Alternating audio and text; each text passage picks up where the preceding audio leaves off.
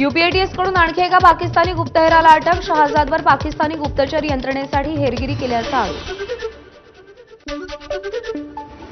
हेरगिरी प्रकरणी हरियाणातील नूहमधून आणखी एकाला अटक. भारत पाकिस्तान तणावादरम्यान पाकिस्तानला तो माहिती देत होता. गुप्तचर यंत्रणा आणि पोलिसांनी कारवाई केली.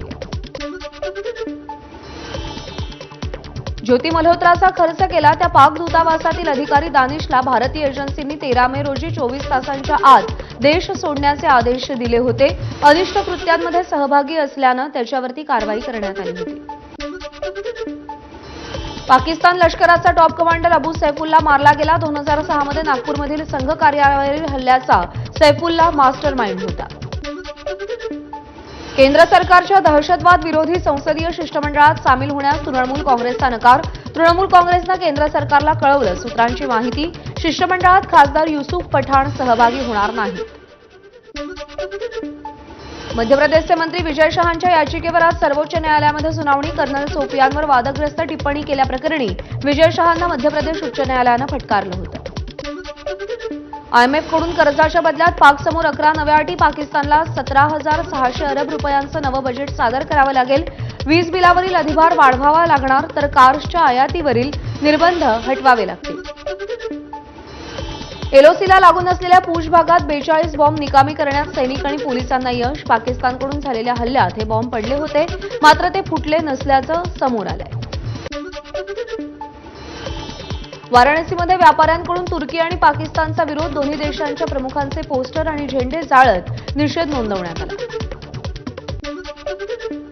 ऑपरेशन सिंदूरनंतर मंत्री एस जयशंकर यांचा पहिला परदेश दौरा. 19 ते 24 मे दरम्यान नेदरलँड, डेन्मार्क आणि जर्मनीचा दौरा करणार.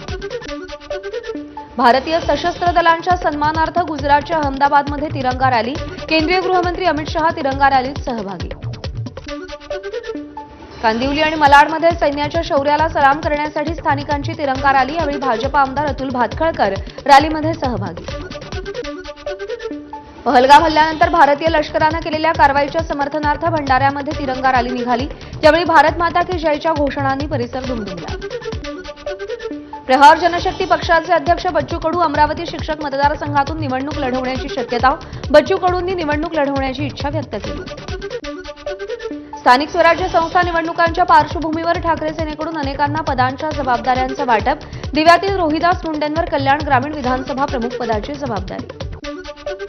स्नेहल जगतापांच्या कार्यकर्त्यांसह राष्ट्रवादीत प्रवेश. उपमुख्यमंत्री अजित पवारांच्या उपस्थितीमध्ये जगताप यांनी पक्षप्रवेश केला. उपमुख्यमंत्री अजित पवार आज बीड जिल्हा दौऱ्यावर. जिल्हा नियोजन समितीची दुपारी बैठक. विविध विकास कामांचं लोकार्पण होणार.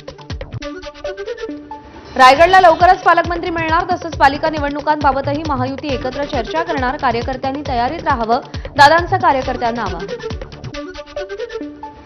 पुरंदरमधील शेतकऱ्यांनी शरद पवारांची भेट घेतली. शरद पवारांचा अजित पवारांना फोन.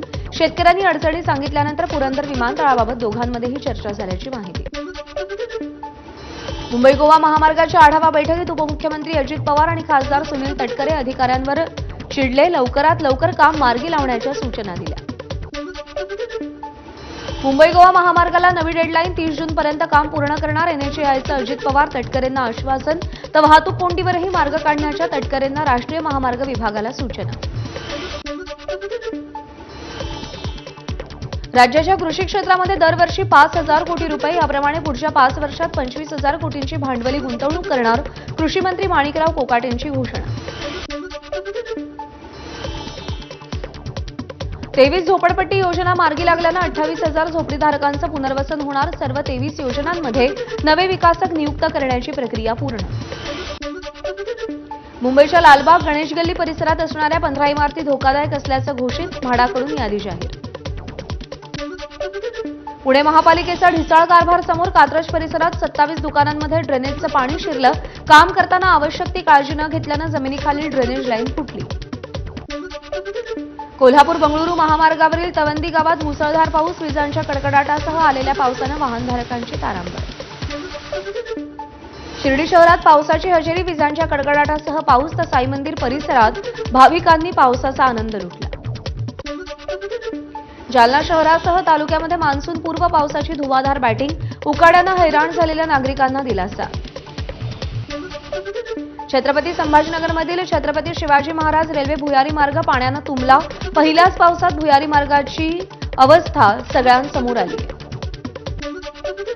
मेळघाटातील धारणी तालुक्याला पावसानं झोडपलं। वादळी वाऱ्यानं नागरिकांच्या घरासह शेतीचं मोठं नुकसान। यवतमाळच्या मारेगावमध्ये विजेच्या कडकडाटासह जोरदार पाऊस। वीज कोसळल्यानं 20 बकऱ्यांचा मृत्यू तर एक शेतकरीही जखमी। नाशिकच्या ग्रामीण भागात मुसळधार पावसामुळे शेतकऱ्यांचं नुकसान। कांदा, द्राक्ष यासह इतर शेती पिकाचीही नासाडी। जळगाव शहरासह जिल्ह्यामध्ये अनेक ठिकाणी वादळी वाऱ्यासह मुसळधार पाऊस। शेती पिकांना मोठा फटका। केळीचं सर्वाधिक नुकसान। अवकाळी पावसामुळे शेतकऱ्यांचं मोठं नुकसान। याबाबत पंचनामे सुरू असून आढावा बैठकीत योग्य निर्णय घेऊ, अजित पवारांचं आश्वासन। वाशिमच्या मानोरा बाजार समितीत अवकाळी पावसानं भुईमुगाचं नुकसान। व्हिडिओ व्हायरल होताच केंद्रीय कृषी मंत्री शिवराज सिंग चौहान यांनी शेतकऱ्यांशी थेट संपर्क साधून मदतीचं आश्वासन दिलं। संतोष देशमुख हत्या प्रकरणात जिल्हा विशेष न्यायालयामध्ये आज सुनावणी। सरकारी वकील उज्ज्वल निकम उपस्थित राहण्याची शक्यता। शिवराज दिवटेच्या मित्रांचा नवा व्हिडिओ समोर। 16 मे रोजी दुपारी 2 वाजता दिवटेला मारहाण झाल्याचं उघड। दिवटेला झालेल्या मारहाणीनंतर शिवराजलाही मारहाण केली। बीड मारहाण प्रकरणी धनंजय मुंडे यांनी शिवराज दिवटेची भेट घेतली। अंबाजोगाईतील स्वामी रामानंद तीर्थ रुग्णालयात जात त्याची विचारपूस केली। गुंडगिरी करणाऱ्या गुंडांची धिंड काढा, सुरेश धस यांची मागणी। तर अजित पवारांनी विकास बाजूला ठेवून कायदा सुरक्षा व्यवस्थेवरती लक्ष घालावं अशी मागणी करणार धसांची प्रतिक्रिया। भाईंदर पूर्वेच्या इंद्रलोकमध्ये बिल्डरकडून सुरू असलेल्या पायलिंगच्या कामामुळे जमीन खचली। जमिनीला लागून असलेला पालिकेचा आरसीसी रोड पण खचला। रोड खचल्याचा व्हिडिओ सीसीटीव्हीत रेकॉर्ड। ठाण्यामध्ये पीडब्ल्यूडी ऑफिसच्या आवारामध्ये एक भलं मोठं झाड कोसळलं। झाड पडल्यानं 2 कामगार जखमी। रायगडच्या कर्जत तालुक्यातील भिवपुरीमध्ये असलेल्या टाटा डॅममध्ये 2 जण बुडले। दोघंही मुंबईच्या गोवंडीचे असल्याची माहिती। उन्हाळी सुट्टी असल्यानं दोघं फिरण्यासाठी आले असता ही घटना घडली आहे। सिंधुदुर्गच्या मालवणमधील आचरा पारवाडीमध्ये सुरू असलेल्या कोळंबी प्रकल्पात अज्ञातानं विषारी पदार्थ टाकून विषप्रयोग केल्याचा प्रकार समोर। 18 लाखांचं नुकसान झाल्याची माहिती। साताऱ्याच्या जावळी तालुक्यातील सह्याद्री व्याघ्र प्रकल्पग्रस्त पुनर्वसित केलेल्या गावातून मूळ गावी परतले। शासन योग्य सुविधा देत नसल्यानं प्रकल्पग्रस्त माघारी। रायगडच्या खोपोलीत 3 बांगलादेशींसह त्यांना आश्रय देणाऱ्या महिलेला अटक। पोलिसांनी कोम्बिंग ऑपरेशन करत त्यांना ताब्यात घेतले। पुण्यात पोलिसांकडून आरोपींची धिंड। प्रकाश सिद्धप्पा सोनकांबळे आणि अहमद शबीर शेख अशी या दोघांची नावं। कोयते घेऊन या दोघांनीही दहशत माजवली होती। बोरिवलीमध्ये एमएचबी पोलीस ठाण्याच्या हद्दीमध्ये 2 कुटुंबांमध्ये तुफान हाणामारी।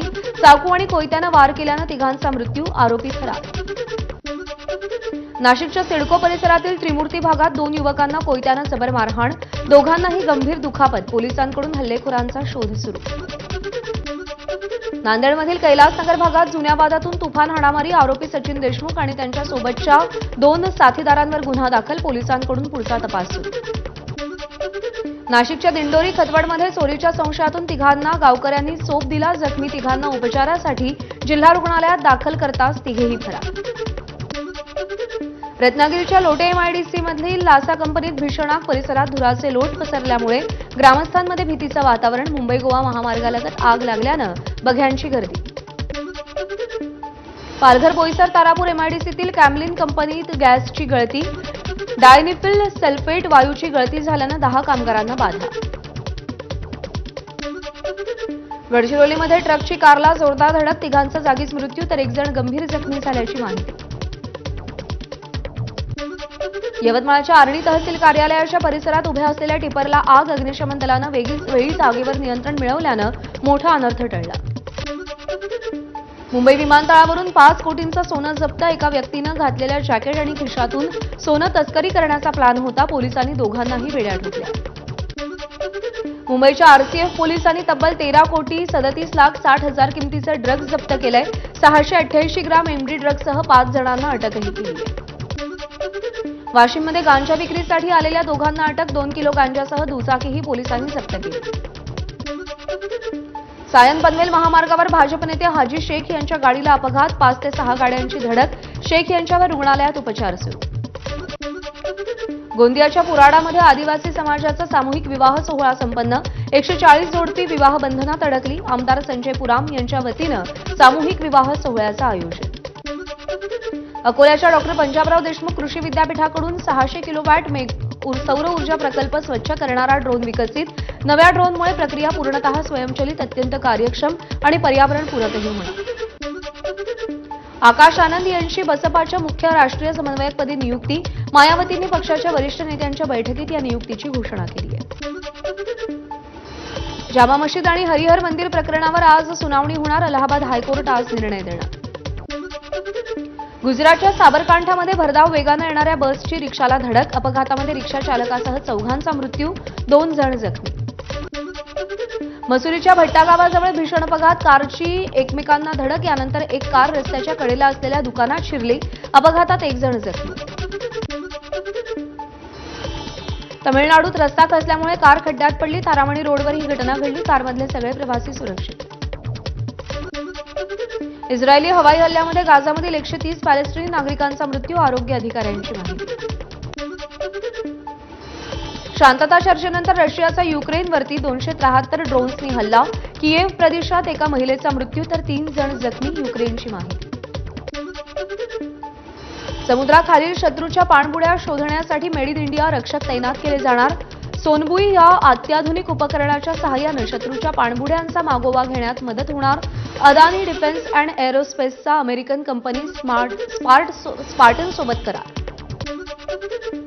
अभिनेत्री माधुरी दीक्षितचा मोठा मुलगा अरिन पदवीधर. लॉस एंजेलिसमध्ये सदर्न कॅलिफोर्निया विद्यापीठातून अरिनला पदवी प्राप्त. अरिनचे वडील डॉ. नेने यांच्याकडून समारंभाचे फोटो शेअर.